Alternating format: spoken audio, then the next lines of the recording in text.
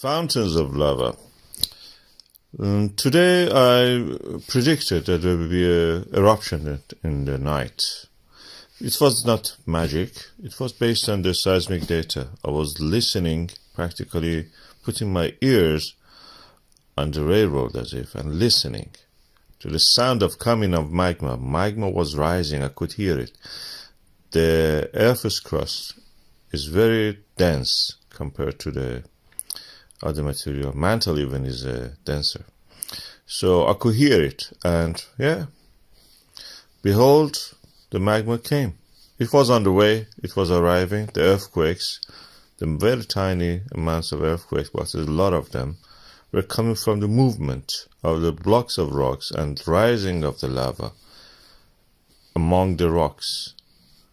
I put my ear on the ground in the form of a seismograph, and I could hear that. And here you are. Beautiful eruptions. That's how we do these things in geophysics.